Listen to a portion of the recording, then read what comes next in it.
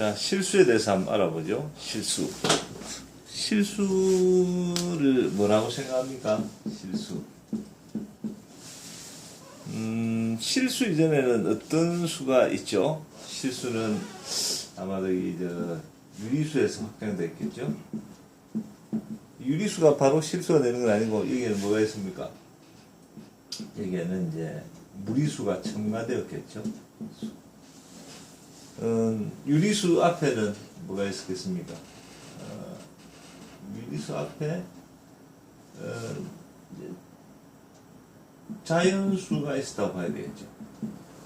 부호의 개념이 어디부터 나왔겠습니까? 아마도 이 유리수에서 실수로 확장되는 이 과정에 먼저 이제 부호가 아마 있었을 것 같아요. 왜냐하면 예전에 기록에서 봐도 곡물을 빌려왔다 그럴 때 부셀이라 그럽니까? 한 부셀이 아니라 3분의 1 부셀이라든지 이런 식의 유리수 개념들이 등장하거든요. 근데 이제 이걸 빌려온 건 마이너스 부호를 붙이고 와 같은 그런 생각은 이제 훨씬 나중에 있게 되죠. 어쨌든 무리수도 이제 발견 시기는 유리수 이후에 발견되었고, 또 부호가 있는 수도 마찬가지로 이제 유리수 이후에 이제 발견됐으니까 이런 어떤 시간적인 계열이 있다고 봐야 되겠습니다.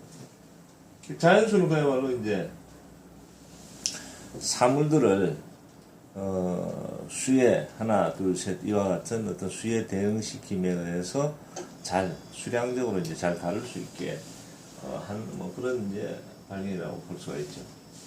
그게 이제 자연수나 유리수나 실수나 이것이 우리가 숫자로서 예를 들어 자연수를 1, 2, 3 이렇게 쓰고 유리수는 3분의 2 이렇게 쓰고 실수는 무리수 같은 예를 들면 루트 2든지 또는 파이든지 이렇게 또 유리수 포함해서 이제 쓸 수가 있겠죠. 그와 같이 썼을 때 예를 들어서 이제 자연수란 뭘까? 그런 생각도 할 수 있죠. 이제 자연수는 이제 사물에 대응되는 그런 어떤 사물의 이름이랄까? 이름인데 이제 가장 추상적인 하나의 이름이죠. 그러니까 세 개의 이런 어떤 물체가 있다. 또는 동일한 걸로서 구슬이 3개 있다든지 그러면 1개, 2개, 3개. 그러니까 1, 2, 3의 대응이 되죠. 이게 전체적으로 3개라고 볼 수도 있고.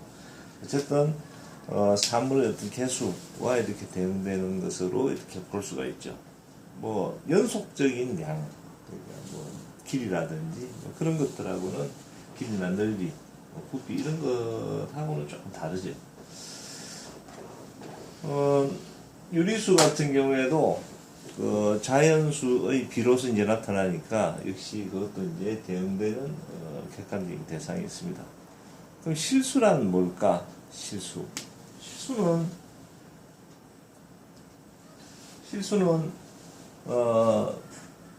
이제 이런 수직선이어서 하나의 점에 대응되는 수다 이렇게 볼 수 있죠. 점에 대응된다. 그러니까 수라는 것이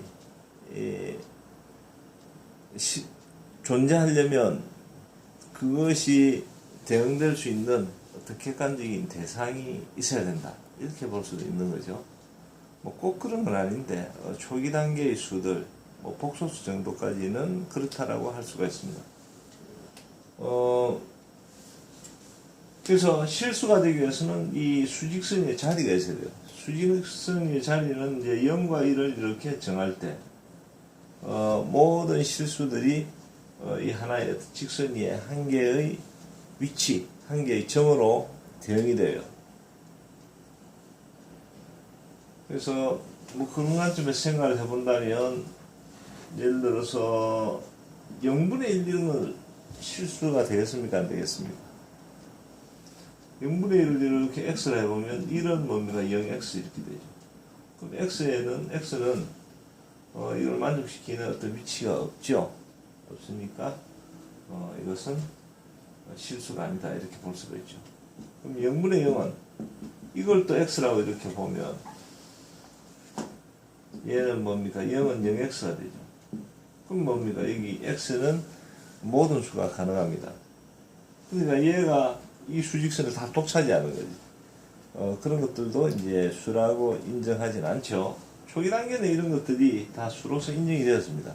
0이 발견된 초기에는 한 100여 년 그런 표현들이 쓰이다가 0분의 0, 뭐 예를 들어서 0분의 3은 0분의 3은 또 이렇게 0분의 3은 0분의 1 곱하기 3 이와 같은 표현들이 쓰이다가 이것이 이제 실제 우리가 하나의 양을 나타내는 수의 관념에서 접근을 해보면 이게 실체가 없단 말이죠. 그러니까 이런 것이 의미가 없게 되는 거예요.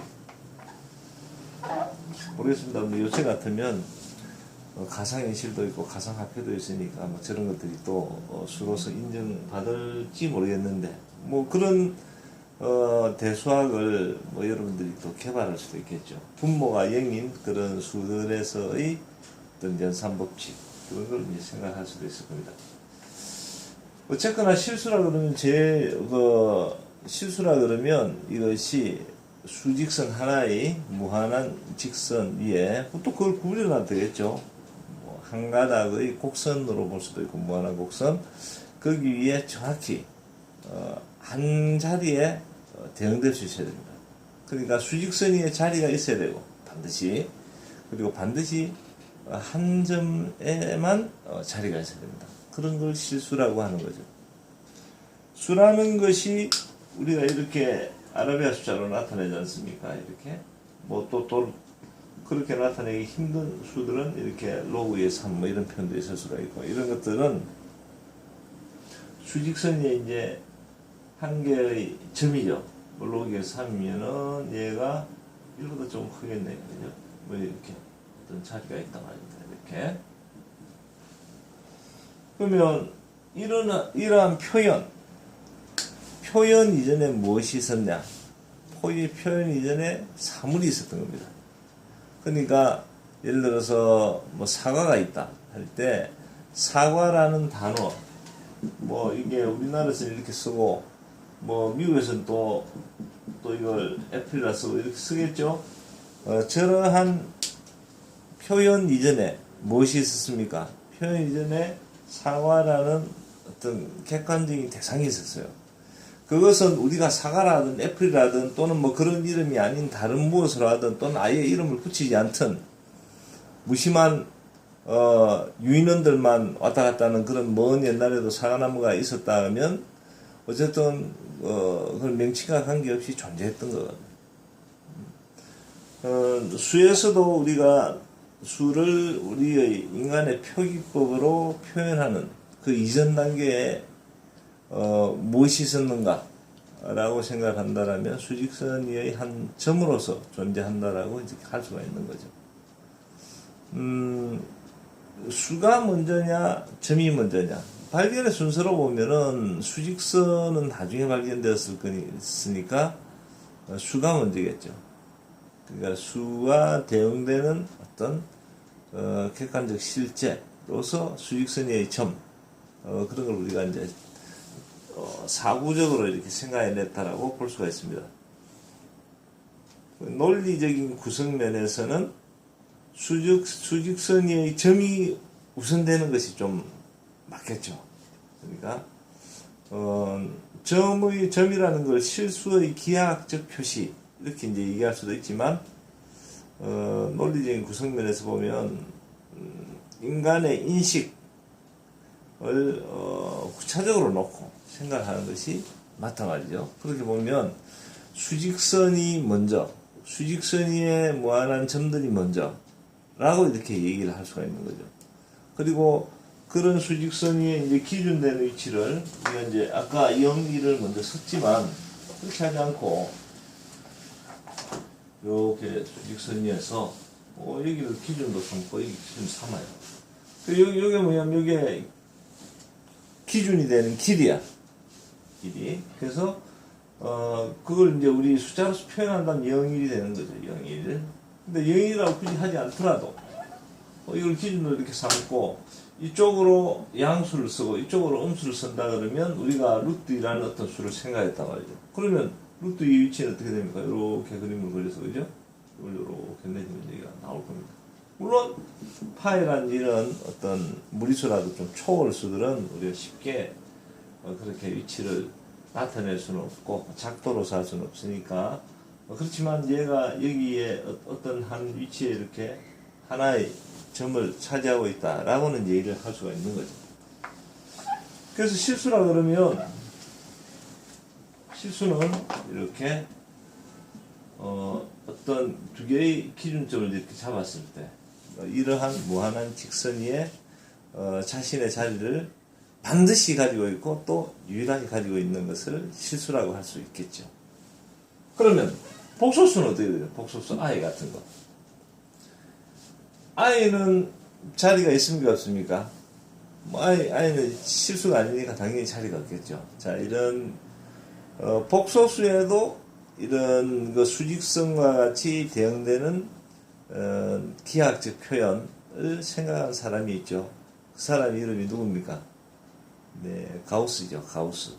그래서 복소수를 나타내는 그런 평면을 가우스 평면이라고도 하죠. 그에 관해서는 또 별도의 영상에서 다루도록 하겠습니다.